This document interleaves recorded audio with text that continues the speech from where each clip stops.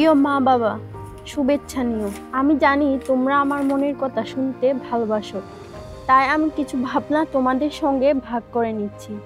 তুমিও নারী, আমিও নারী, আমাদের কষ্টের জায়গাগুলো একই রকম।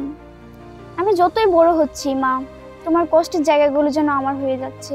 অনেকেই অকারণে কটূক্তি করে, কেউ আবার শুধু মেয়ে বলে আমার সামর্থ্যকে ছোট করে দেখে। সমাজ তো মনে করে ছেলেই তাদের শেষ ভরসা। আমি মেয়ে, এই শব্দটি যেন জন্মের প্রথম দিন থেকেই আমার পদক্ষেপে অদৃশ্য শিকল হয়ে ঝুলে আছে। অর্থকষ্ট ও বিনা চিকিৎসায় আমার দাদি মারা যাওয়ার পর থেকে আমার ইচ্ছা আমি ডাক্তার হব। বড় হয়ে আমি একজন শিক্ষক হতে চাই। আমি শেখাবো কিভাবে আত্মবিশ্বাসী হতে হয়, কিভাবে সাহসী হতে হয়।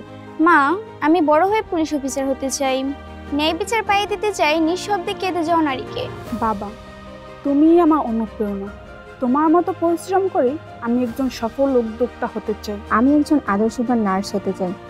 সমাজের চোখে নার্সিংয়ের প্রতি দৃষ্টিভঙ্গি পরিবর্তন করতে চাই। বড় হয়ে আমি এক প্রদীপবাহী হতে চাই, যে আধারের গলিতে আলো বিলিতে ভালোবাসে।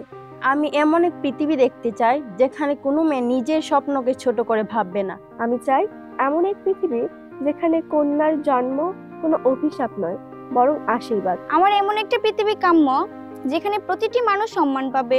মানুষ হিসেবে সকলে নিজের মতামত প্রকাশ করতে পারবে। থাকবে না ছেলে মেয়ে কোনো ভেদাভেদ। তুমিও একদিন গর্ব করে বলবে, আমার সন্তান শুধু নিজের জন্য নয়, অন্যের স্বপ্ন পূরণ করেছে।